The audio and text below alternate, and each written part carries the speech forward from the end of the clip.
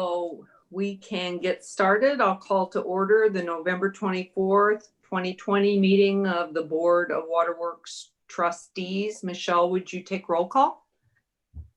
Yes. Ashburner, Here. Bolton, Here. Gillette, I don't see Graham on the list yet. Hubbard, Here. Moines. Here.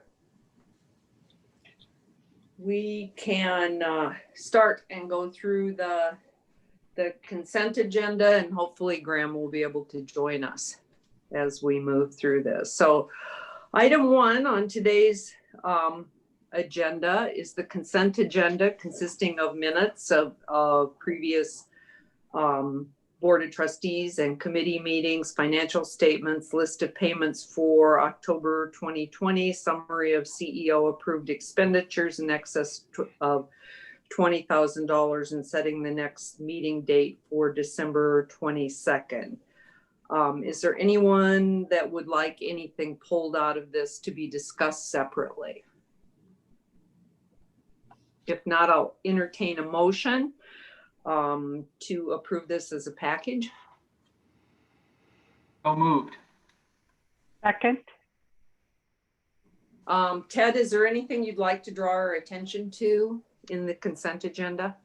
No, Diane, nothing that I would like to pull out. Okay, hearing nothing. Michelle, you want to take a roll call vote? Sure. Ashburner, Yes. Bolton, Yes. Gillette, oh, sorry, Hubbard, Yes. and Moines. Yes. Thanks. Second on the agenda is the public comment hearing, and I received notice that someone would like to speak. So I will open the floor. Hello, yes, I would. This is Bill Blubaugh. I just have a comment. As many of you are aware, several long-term employees will be leaving in late December, early January. The company will be losing a lot of knowledge and experience between all of them. On behalf of the union, we wanted to congratulate all the new retirees and wish them the best. Jeannie Middleton, who is a leader in the union, is retiring at the end of December. She has been involved in all negotiations, representing our employees, also working with management with our pay and benefits. I'd like to thank her for her time and dedication to the union. She will be missed, and those will be tough shoes to fill. Thanks to the board members for your time and commitment. Hope you all stay safe and have a good holiday. Thank you. Thank you. I would also at this time entertain words from others congratulating the retirees and anyone who has given service. We very much appreciate it. And Ted, I'll give you an opportunity to speak to that. Thanks, Diane. Yeah, we certainly want to recognize all the folks who are retiring. I had some comments, and in my comments later, I can talk a little bit more too, but it is interesting to hear Jeannie had shared that she's planning to retire, but she's not on my list yet because there's some official milestones we have to reach before we put them on the official list. There's Graham. Good Great. afternoon, Graham. So we definitely want to recognize all the folks, and we do have a number of long-term folks who are leaving. One who's already left, a couple in December, and then several more in January. So it's going to be a challenging time because of the COVID. Historically, we've offered those employees the opportunity to have a party on their last day, and they would bring their family in generally, which was wonderful to meet their wife and their kids, and sometimes even some grandkids, and everyone would come and gather around and tell stories, and it was really an enjoyable time. And we just can't do that. We've tried once virtually so far, and I think it was nice. I think the employee appreciated it, but it just isn't the same. So we're going to try to ensure that those folks are recognized and that they understand the value that we see in their years of service. And then we're also hoping that sometime in the spring, or maybe it will even be third quarter, to see if we can't get the group back to thank them properly. But thanks, Bill. I really appreciate your taking the time to say a few words to the retirees. Thank you. Well said, Bill. Congrats to all the retirees. Yeah, I'll second or third that too. I appreciate you bringing this to the board meeting so we can recognize those folks, and really appreciate everyone's service over their careers with the Des Moines Waterworks. And I know, as you mentioned, that extended knowledge is going to be hard to replace. And we just want to make sure everyone knows how thankful we are for their many years of service with us. And I would just like to add, I want to thank Jeannie in particular. I was thinking back, how many CEOs ago was it when I joined the board, 3 or 4? And you have to give it to Jeannie. She's a straight shooter. You don't have to wonder where she's coming from.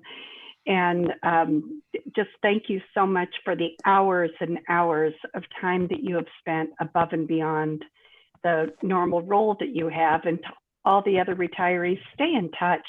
We'd love to have you come back for some of the things, you know, like when we talked about the pension plan and the benefits and all of that kind of thing. We'd just please stay in touch with our HR group, and hopefully, you know, we'll see you at the holiday parties in the future. The celebration parties, I guess, is what we do now. Yes. I'd like the record to note that Graham did join us and then sent a message that he's having some interconnection issues. I don't see him back on yet. I know he'd probably like to say a few words here now. Is he back? I'm here. Great. Here, but I'm still having some issues, so I'll get back to it when my connection's better. Okay. Are you there, Graham, or have you left? He's left. I can hear you, but I'm having some trouble, so I will give me a second, but keep going. Okay. Again, thank everyone for their service. As somebody who was a public employee for most of my career, I really appreciate people who have dedicated their life to public service and given their time. So thanks so much. And I hope that their retirement is as fulfilling as mine has been so far. So, all right. I hope we can get Graham back. That's frustrating when you have internet issues. I think we can go on to the action item. This is a proposed 2020 budget. And Ted, why don't you take a few minutes to explain? I think we've been over this in some detail, but then we'll get a motion. And Certainly. Just a second before we Public go. hearing. Yeah. I see Graham here now, and I wondered if you wanted to say a few words about I don't know if you were following it, but we all had an opportunity to congratulate the retirees, and particularly Jeannie. Absolutely. I think I've driven Jeannie crazy for years, so I wish her well. But to everybody, I appreciate all that goes on. I think if I haven't said it enough, I am so proud to be a part of Des Moines Waterworks in large part because of the dedicated staff we have. And so the many years of service that you folks have put in personally means a lot to me, but more than that, it means a lot to our community. So thank you. All right, back to Diane, the if I budget. could, just one other thing, and then I will jump to the budget. I have a total of 8 so far on my list. Jeannie would be 9, and there's probably at least one more who's planning. So that will be a total of 10 retirees just here in the last couple of months of this year. So big changes here at Des Moines Waterworks. Yeah. The budget, let me say just a couple words about the budget. As you mentioned, Diane, we've talked about the budget a number of times. We discussed it at October F&A, at the board meeting in October. Also at F&A in November, we had the departmental presentations, the sort of individual year over year, what's going to change presentation, which I always find to be a nice way to kind of wrap things up after all those budget discussions, to talk about just what's going to change. Also at the October meeting, we scheduled a public hearing on the budget for this meeting. So that's what we're here to do today, is actually have a public hearing and approve the budget. Total budget for 2021 is $77.2 million. 50.7 million of that is operating budget. 24.5 million is capital budget, and then there's a little bit of debt service and reserves and a couple of other things in there to get us to that $77 million total. But I think the board has had quite a bit of information, that if there are any questions, we're happy to answer those, or try to answer those here today. Otherwise, we would ask that the board take the budget through the public hearing process and approve the 2021 budget. Thank you. I will now open the floor for comments from the public regarding the budget for 2021.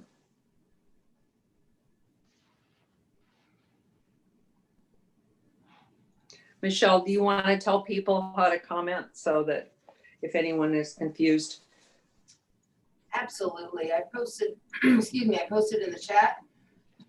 Sorry, if you'd like to raise your hand to be acknowledged for public comment, there's instructions out there to do so. We will see you and call you in order by which we see the hands raised. I see no hands. I also don't believe I see any general public. Okay, thank you. With that, I will close the hearing and accept a motion for approval of the 2021 Des Moines Waterworks budget.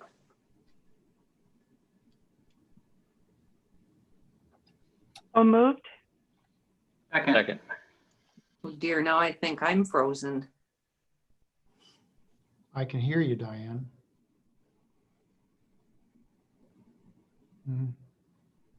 No, nothing. Would it help, Ted, if those of us not presenting turn off our video? I know Andrea mentioned that, and sometimes that does help. Yeah, I don't know, Sue. I don't think it could hurt.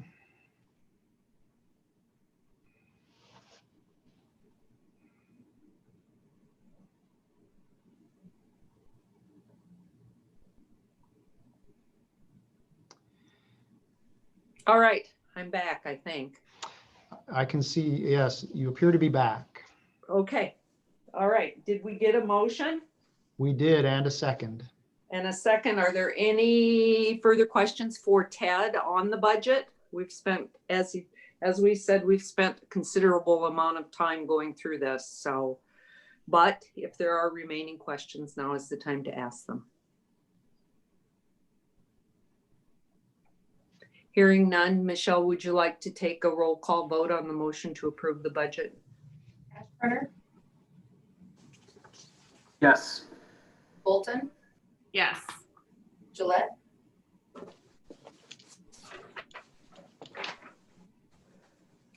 Yes. Hubbard, Yes. Moines. Yes. Thank you. All right, the next item on the agenda is the 2021 treatment chemicals analysis of bids and authorizing execution of contracts. Ted, please take us through this. Yes, Diane, every year we bid out each of the individual water treatment chemicals that we use at all three of our water treatment plants. Most of these chemicals are pretty much identical between vendors, and so it's just merely a price per pound or price per ton sort of a exercise. But there are two chemicals that each year we do some analysis to ensure that we're getting the best value, not just the lowest price per unit. And those would include lime that we use in the lime softening process, and powdered activated carbon, which is a very important chemical, which we use for removal of taste and odor causing compounds and other organic compounds in the water that can contribute to disinfection byproducts and what have you. The lime analysis is basically an efficiency analysis, determine how many pounds per million gallons are going to be required to provide the treatment that we need. And then we take that pounds per million gallons times the number of million gallons, and we come up with a total cost for lime. We add to that the cost of the inert material. Each supplier has a certain amount of inert material or material that you're paying for by the ton, but isn't actually lime. And then we add that cost to the total cost, and we come up with a lowest total cost, which is, there's analysis, there's a memo in the packet, and we've seen that before, but we're happy to discuss if there are any questions. TOC is a similar, or I'm sorry, powdered activated carbon is a similar analysis related to efficiency at removing the taste and odor causing compounds and removing other organics from the water. So we run each of the carbons, and there were many of them this year. We run them each through a jar testing process in our lab to determine which one represents the lowest total cost.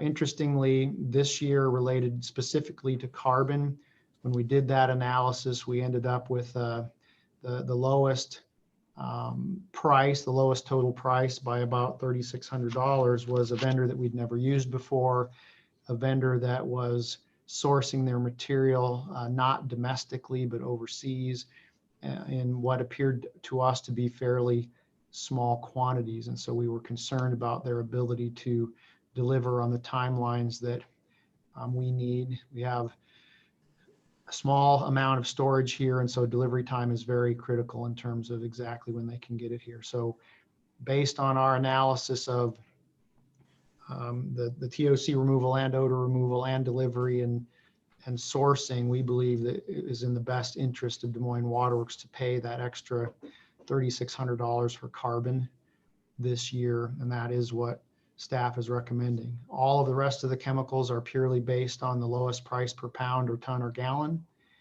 and we would ask that the board approve these recommendations and authorize staff to set up all the contracts. So I will entertain a motion to award the 2021 contracts for water treatment chemical supplies to the bidders indicated on the screen and in the packet material, and then we can ask Ted questions.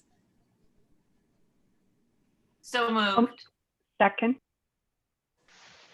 Any questions for Ted on these contract awards or chemicals or?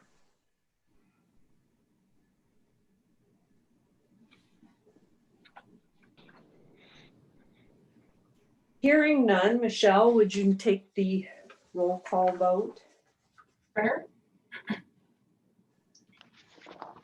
He has lost connection. He's trying to log back in. He just sent me a text.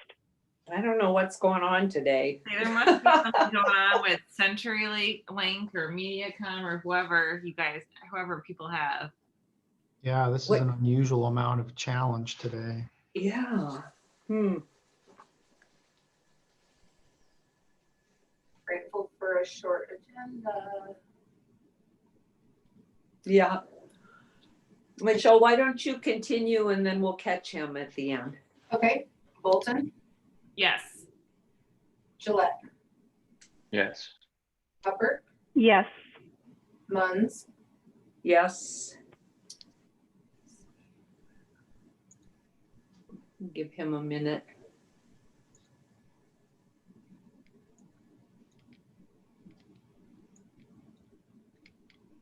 We do have a quorum, though, Yes, I Diane, know. if we want to move ahead. I bet Joel will tell me though that his record and voting record has been unblemished. And this will do it. yes, hold on. All right, let's let's move ahead to the next agenda He's item. coming back in. Oh, There is he he is. coming back in? He's back here now. Okay. Will we get his phone? Welcome back. Joel, can I get your vote on the water treatment chemicals, please? Was staff recommendation moved? Yes. And seconded. And yes. Thank you. All right. Proposed 2021 schedule for Board of Waterworks trustee meetings and committee meetings. Yes, Diane, this is our typical schedule where we will have planning committee and customer relations scheduled on the first Tuesday of each month in 2021, finance and audit committee on the second Tuesday, and board meetings on the fourth Tuesday. And we'll point out that Michelle and I collaborated to ensure we listed them in the right year this year, as opposed to last year where we unfortunately listed them in the wrong year. But I think we can safely say the dates are shown correctly in the memo, and we would propose that the board adopt that as the schedule for committee and board meetings for 2021. That's great, Ted, although I'm sure a lot of us would have liked to forget 2020 and have been in a different year, so. Yeah. Yeah, but Okay. last year they wanted to repeat the current year. We wouldn't want that to happen. That's right. And thank you, Graham, for noticing that last year, so we got it all right. But this year, I do think they are correct. Okay, could I have a motion to approve this schedule? So moved. Second. Been moved and seconded. Michelle? Ashburner, Yes. Bolton, Yes. Gillette, Yes. Hubbard, Yes. Munns. Yes. Thank you. Moving on to information items, board committee reports, planning committee. I won't really go into detail. I'm pretty sure everybody on the board was on that call when we discussed the new colors and the update with the DICO site. So I'll move on. I said it's been so interesting with Zoom that so many of us attend all the meetings. We get to these committee meeting reports and we were in attendance. So Yeah. finance and audit committee. I will say the same thing. I think we were all in attendance. We talked about Yeah. budget items and other things, but I don't think there's anything extra to report. Okay, customer relations committee.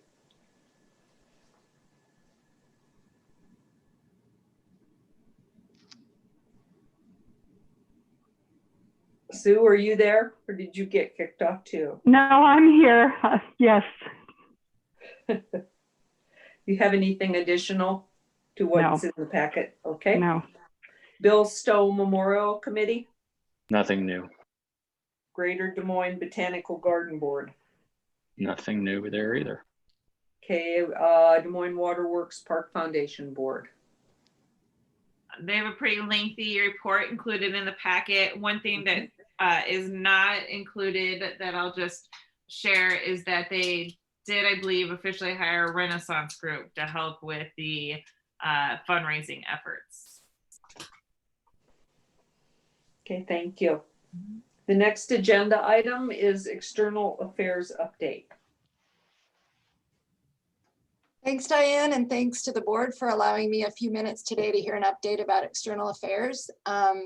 I'm going to talk today just about three sort of buckets in which we've been working since I started on October 8th. First, I'll take a look at government relations. Our state legislative session begins in about 6 weeks, and we have contracted with Advocacy Strategies as our lobby and government relations team.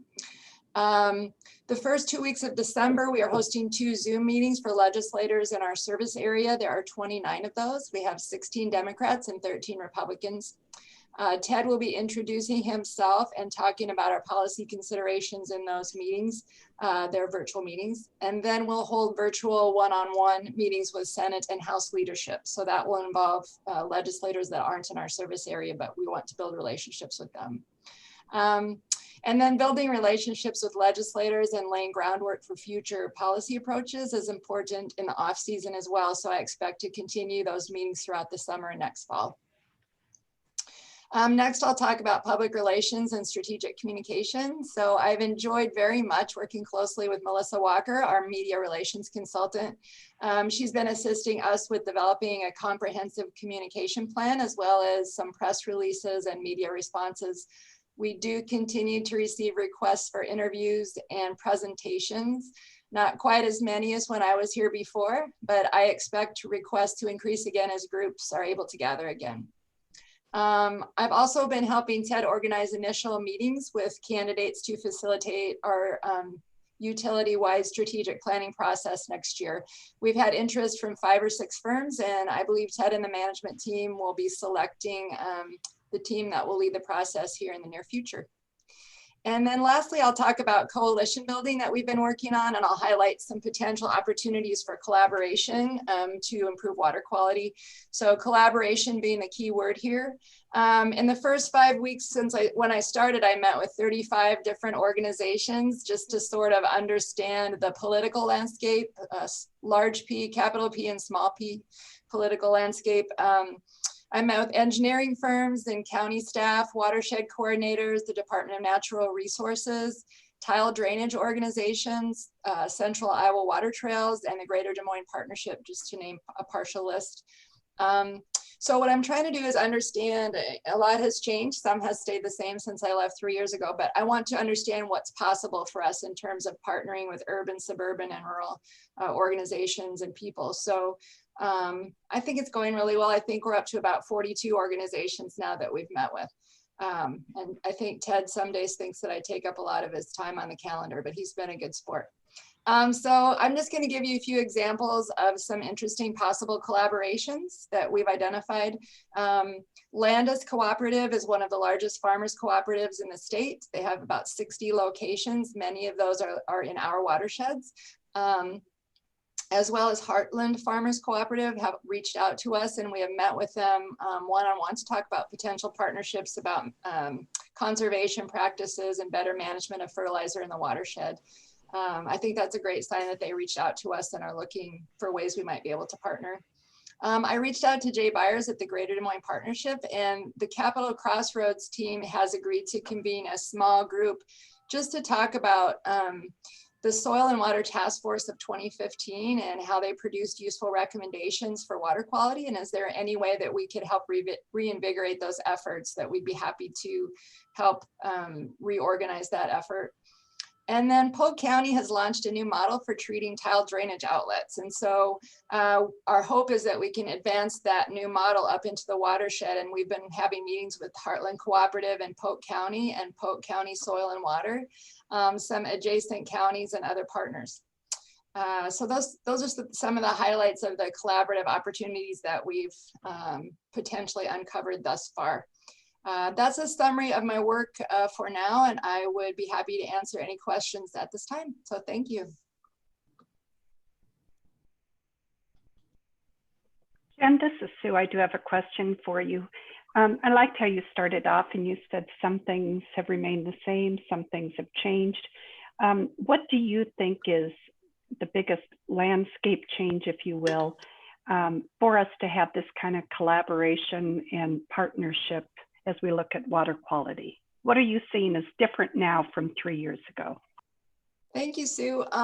When I left in 2017, we were just in the waves off of the lawsuit and things. And so I left, and so a lot is different in terms of that landscape. And I think that our partners in the space are looking to see what our new CEO is going to be like and what our goals are for water quality. So I think along with us, many of the partners and stakeholders in this landscape are just wanting to understand how we see ourselves and how we see ourselves collaborating. So some of the things that haven't changed are the, the degraded water quality. So that hasn't changed. And so that's something that's still very important on Ted's list to figure out how we're going to make strides in improving our source water. So I think people are eager to see what our posture is, how we're going to be collaborating and supporting efforts and understanding our space. And then, and I think we're doing the same thing. I hope that answers your question. It does. Thank you.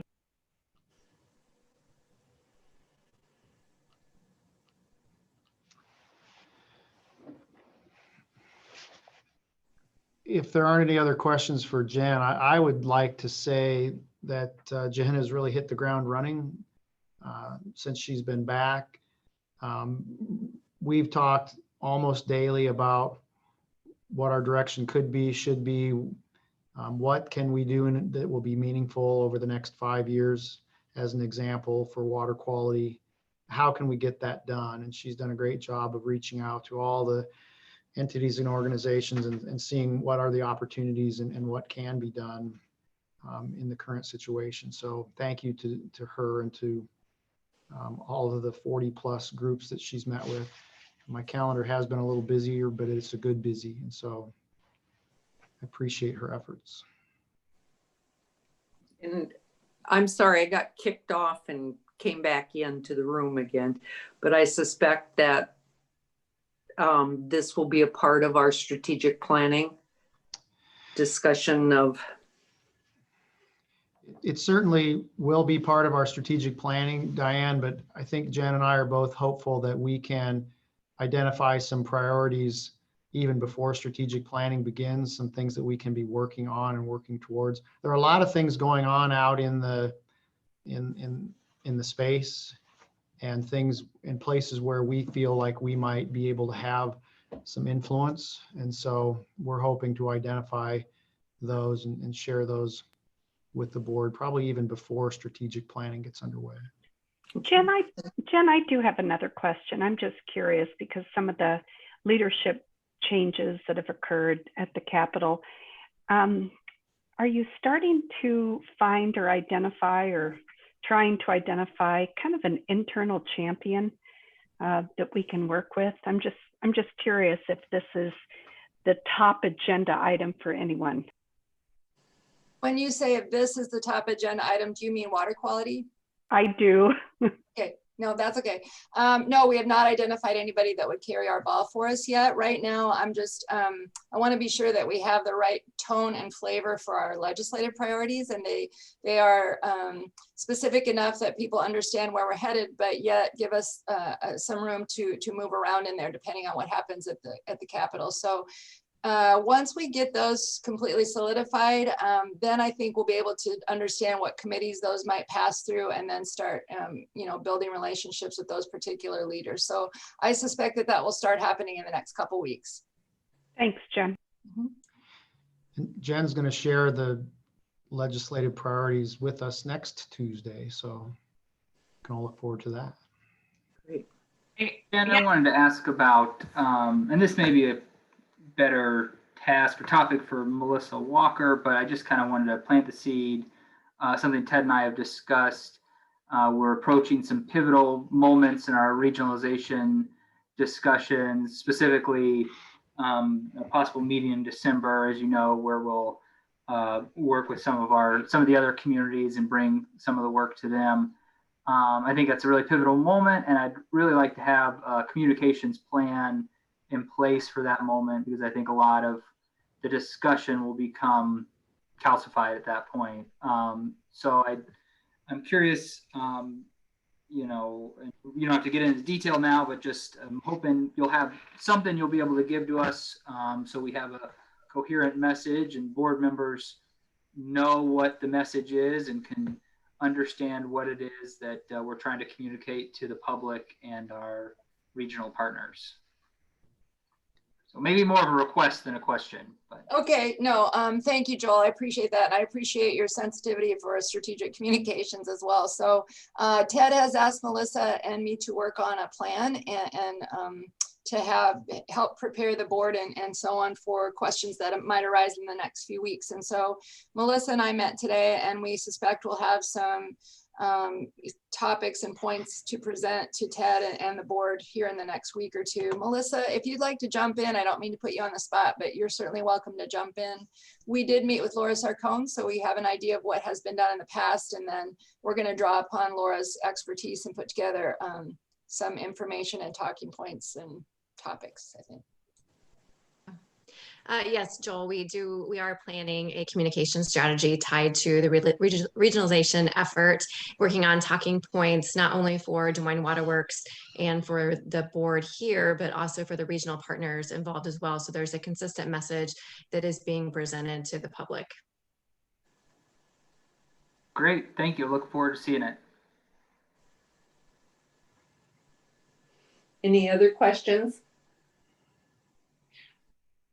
So I guess going off of Joel's question and talking about strategic communication, do we have a relationship, or is it our intention to build relationships with the other utilities and communities? So like as Melissa was saying there at the end, there is a consistent message that is going out across the board? I'm going to let Ted jump in a little bit there. I think that we can certainly, we're going to work with Ted, I'll put it that way, to come up with what we think makes sense for us to be saying. And then I'm going to absolutely pass the baton to Ted and Amy too, and let them weigh on how we're going to fashion those statements.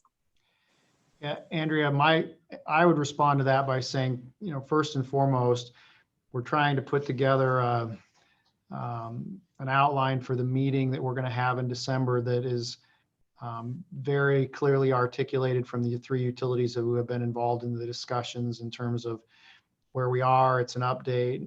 Nothing has been specifically decided. We're just giving them an update on where we have come and where we think we're going to go. Beyond that, though, I think there's going to be real need for the Metro group, if we do come to consensus and we do agree that we're going to form a regional entity and that there's going to be you know, an overarching agreement. I think there's going to be a tremendous need for everyone to communicate that from the same perspective, that, you know, it needs to be a positive for all the customers. It needs to be a positive from the perspective of the overall new entity. We will need to have a communication plan. That's something that we are going to need to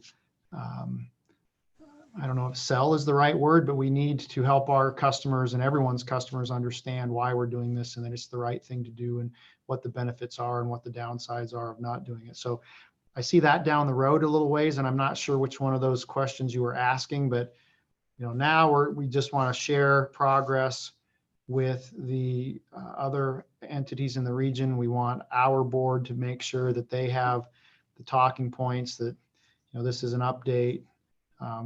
Nothing has been decided. It's going to take additional conversation, those kind of things. Then there will be some intermediate communication required, I believe, with groups like the city council and other organizations. And then there will be the need for even broader communication to the Metro. So it's an ongoing, it's an evolving strategy, but we are thinking about all the steps in that strategy. Ted, I think you used the operative word. I mean, I think there's going to be a lot of detail-oriented what's and when's and who's and how's, but from the outset, I think we need a clear message on why. Why is regionalization worth all the effort we're going to? It's a big change. It's going to take a lot. So why is it worth it? And I think that's going to be a point we'll need to have a clear message on. Understood.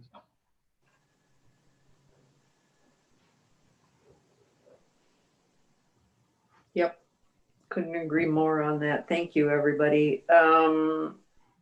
Hearing nothing further on this, and we look forward to your next presentation, Jen. I'll move on to the next agenda item, which is Ted's CEO and general manager comments. Yes, thank you, Diane. Several things from me today. First of all, the item that's highlighted there, bulleted there, which is the COVID-19 response update. There has been some activity in the last month. I think I reported to you at the last, it might have been at the Finance and Audit Committee meeting, that we were no longer going to do in-home customer service, and we were sending some additional vehicles back home, vehicles that had been going home with employees. We started doing a little bit of that just in one group, our utility locate group, just to reduce the number of folks who were in the garage every morning at the same time. We also, on Wednesday of last week, the 18th of November, we closed the office to walk-in customers once again, just to reduce our employees' exposure. Now, the first time that we did that, we also suspended collection activities and service terminations. This time we have not suspended our normal service termination process or normal collection activities, but what we have done is tried to enhance the payment options that our customers have, to include postings on the doors that they can call the customer service reps who are here and understand exactly how much they need to pay. We've implemented, on-demand Dropbox pickups. So if they want to put cash in an envelope, it's largely a cash paying population that comes to the office. And if they want to put cash in an envelope and put it in the Dropbox, we will go out and retrieve it and ensure that they don't get shut off if their due date is today. They don't have to put in the exact change. They can short pay a little bit, just to make it a round number. We won't waive that rounding, the $3 or $4 or $5 rounding, but we will carry it forward, and they won't be terminated if that isn't paid. That's only been going on now for a week, but it's been going fairly well. We haven't had a lot of issues, and we're not aware of anyone who was terminated, who had their service terminated because they weren't able to pay. So the office is closed to walk-in customers. We've also reinstituted some of the work from home rotations that we had kind of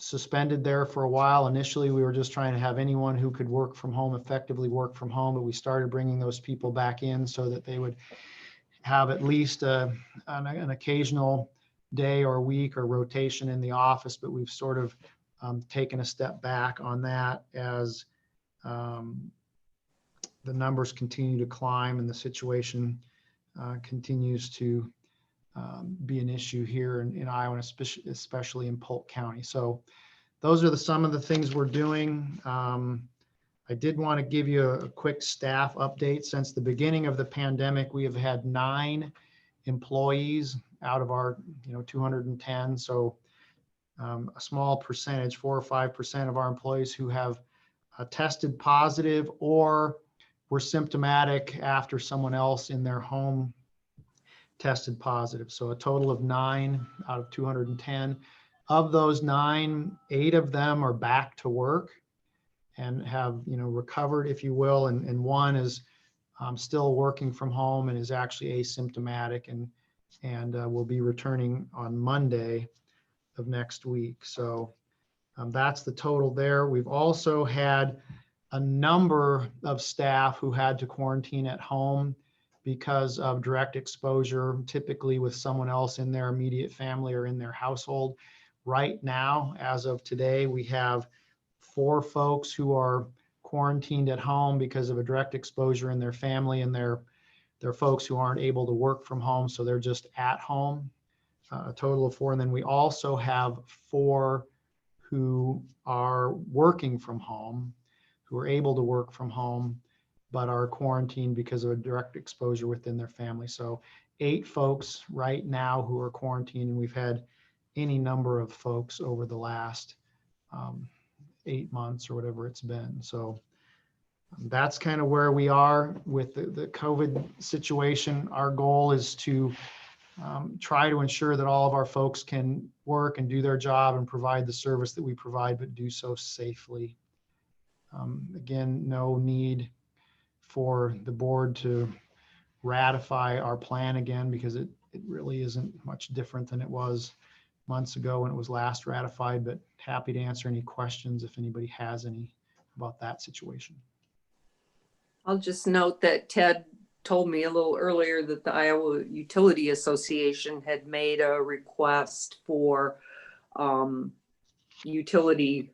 utility staff to be moved to the front for vaccine. So I don't know if that's something we should join, but we're certainly tracking it. Indeed. We're hopeful that the vaccine will come along. Next on my list here, I wanted to touch on injuries in the utility. We have had a corporate goal to limit the number of injuries that our employees experience each year for the last number of years. The goal has, for the last 2 or 3 years, been not more than 6 recordable injuries on staff. Last month on the agenda, the board agenda, I'm sure you noticed that we had a total of 5 recordable injuries listed. Unfortunately, this month we have a total of 7 recordable injuries listed on the agenda. So not only did we have 2 new injuries, but we surpassed our target, our not to exceed target of 6. And we had a shoulder strain and unfortunately a burn, not a major burn, but a burn, a hot water burn in the laboratory. You know, a process that we do every single day, but somebody unfortunately had a burn associated with that.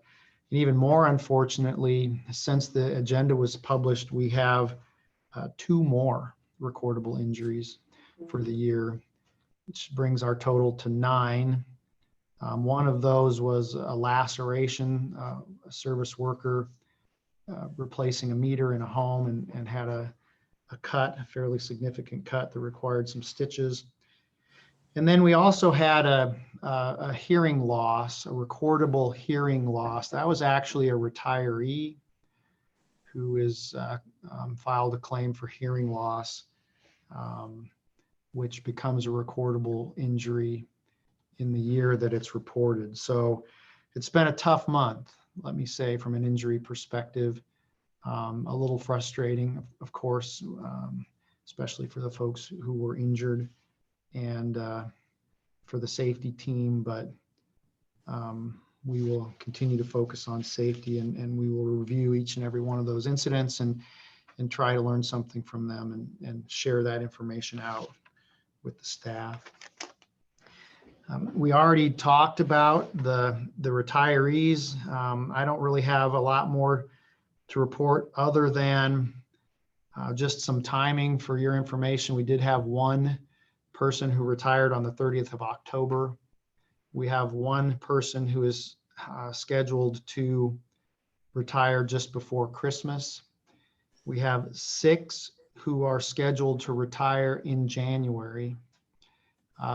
Jeannie would be an add to that list. She hasn't, signed the paperwork yet, which is a big step, and people like to make sure they have all the I's dotted and T's crossed before they do that. But she would be an add, and then I'm sure there are 1 or more who are all still thinking about it.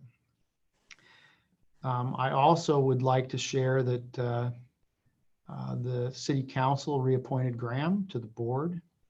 Their meeting last night, so congratulations to Graham, I think, for being willing or being appointed again to the water board.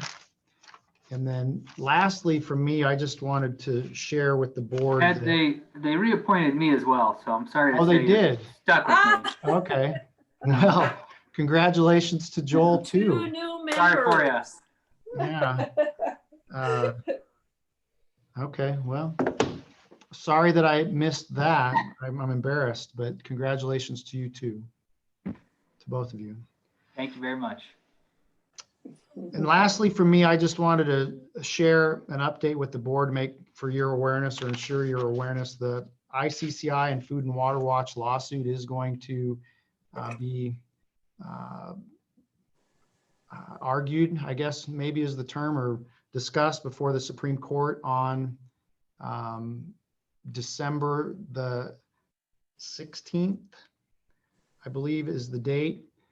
And specifically there, after that suit was filed, the state of Iowa requested that it be dismissed. The district court denied that request.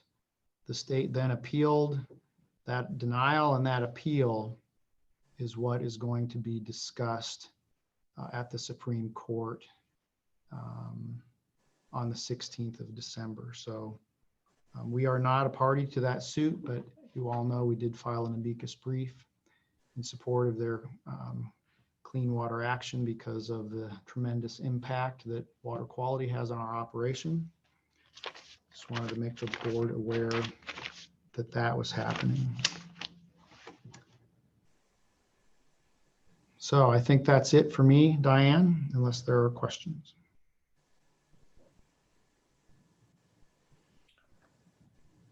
Any questions?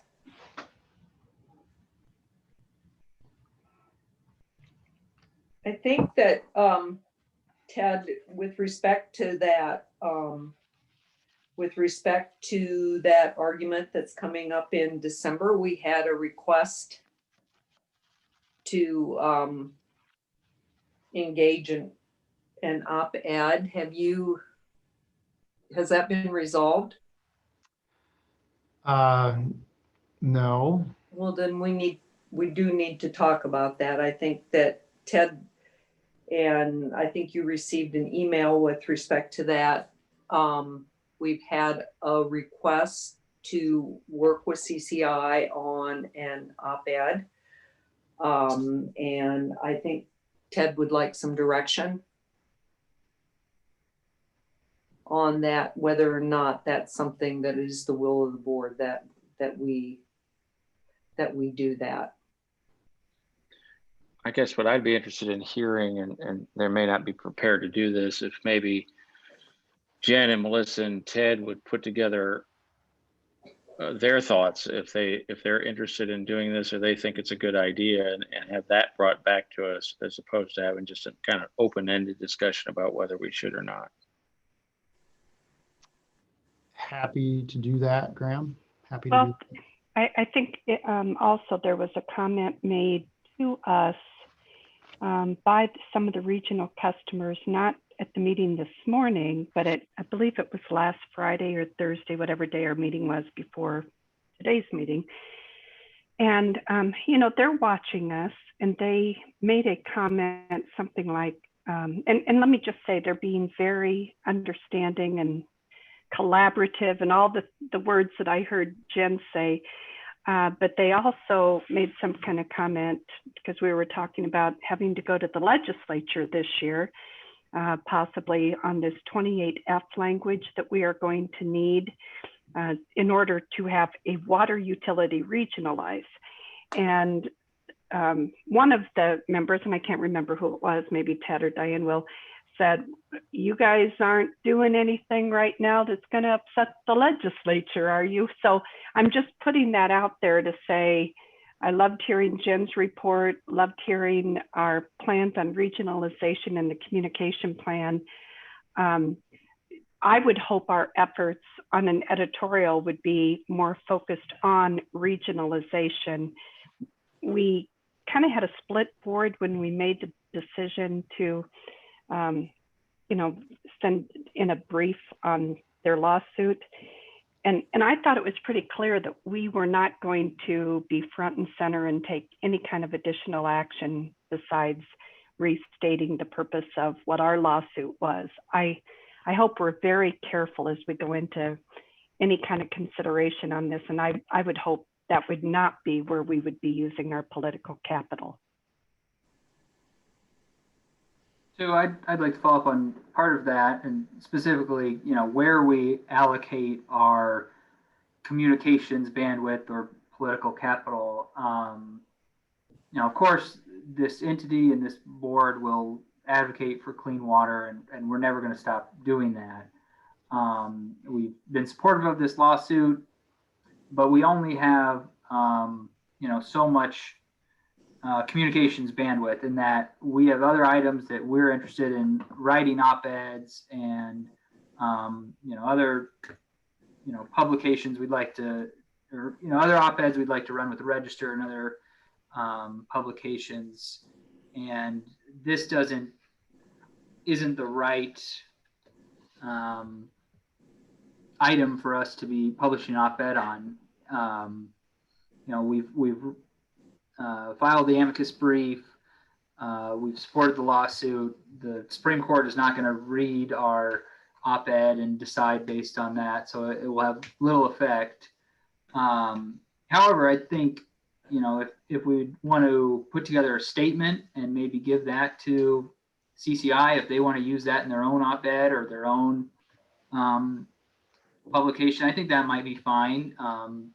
Stating what our opinion, what our stance is, and why we've supported their lawsuit. But to go out and write an op-ed, this is their lawsuit. If they want to write an op-ed, I think they should be the authors of it. Maybe we provide them a statement that they can use in it. But I would agree with Sue that I don't think writing our own op-ed is the best use of our resources at this point. Let me just chime back in. This is Graham. I think where the opportunity that we have is the one, are the ones that Jen talked about in her update. And I know that Melissa is spending a lot of time thinking about. There are always going to be moments, in any month where Des Moines Waterworks can consider chiming in.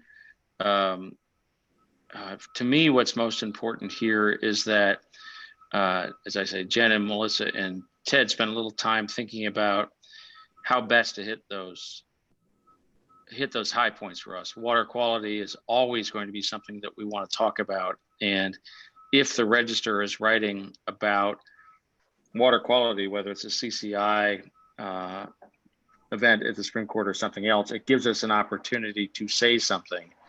I at this point defer to Jen and Melissa and Ted to kind of look at that calendar and look at that opportunity of what we'll have over the next month, 60 days, 90 days, whatever, to look at that. So I'll just wait to hear from them whether I decide whether putting something together between now and the 16th when the CCI lawsuit comes up makes sense or not. As I said, we have a lot to talk about. And, the one thing I know that we'll never do is shy away from talking about water quality. I am curious, after we've had this discussion, so you said that there were regional customers. I'd like to know exactly who made those comments to you. Sure. It was in our meetings that we've been having. So it was Urbandale and West Des Moines. It would have only been Urbandale and West Des Moines. And I would say, this was all part of our strategy of, are we going to have trouble going to the legislature in order to get language inserted? And both Urbandale and West Des Moines, Diane and Ted, correct me if I'm wrong, and Amy, said, no, I think we've been talking to our legislators. They know that that's a distinct possibility. But Des Moines Waterworks, are you doing anything that might upset the legislature? So right. It was in that context. Diane and Ted, am I misreading what was said? I don't think so, Sue. I think it was a question related to the need to go to the legislature for 28F. That helps. I mean, there's a difference between, a meeting that you had with West Des Moines and possibly Urbandale. I know how those folks in West Des Moines are always going to comment about water quality. To paint it with a broad brush that regional customers have been talking to you makes it sound different than that. So I appreciate the clarification.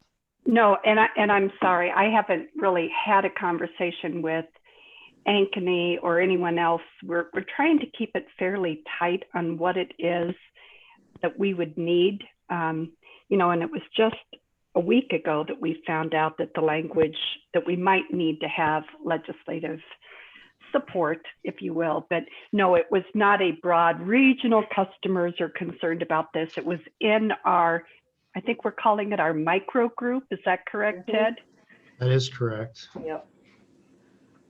I'm sorry I got kicked off again. So if I'm saying something here that you already covered, but I mean, I look at this argument on the 16th, and it's not even the lawsuit argument. It is an interim decision on standing, as I understand it. Isn't that right, Rick? It's whether the folks have stated a cause of action, Right. and standing is Right. one of the issues, justiciability. The state is arguing it's an inherently political question. Right. Is one of the things. So as I said, it's not the entire case. It's a small piece of the case, whether or not it's going forward. And I agree with Joel that we only have so much bandwidth, and this is on an issue in the lawsuit. So I think we need to think about it carefully. You guys are so quick to hit your unmute buttons. So I wanted to also get on the record for sharing and saying I agree with a lot of the comments that have been shared today. I'm really excited with the work that Jen has laid out with our collaboration, coalition building, partnership building, and getting out there to really be a catalyst for some change when it comes to water quality. And I agree with Graham. I don't think we'll ever shy away from the topic of water quality and doing the work to create a better opportunity, or to create a better situation, I guess is the word I'm looking for. But like many of you have mentioned, I don't necessarily see this op-ed as moving the needle for the lawsuit or for our larger goals of, like I mentioned, creating those partnerships and doing the work and making some change with our potential new partners. So I would like to see us focus Jen and Melissa and Ted's energy there than with an op-ed like this. Well, why don't I work with Jen and Melissa, and one of the things we have talked about is putting together a communications calendar, but we can kind of fast track what we're looking at here in the next few months, next 3 months perhaps, and what fits and where, and we can report back. Okay. The last two items, contract status spreadsheet and the lien certifications. Ted, you want to say anything on those, or are we ready for a motion for adjournment? Those are in the packet, Diane. I think we're ready. Okay. Well, everyone have a great Thanksgiving. I need a motion to adjourn. I'll motion. Second. Yeah, I'll make that motion. Second. All right. Thank you. Thanks, everybody. Thanks, guys. Happy Thanksgiving to everyone. You too. Bye. Thanksgiving, guys. Thanksgiving. Bye.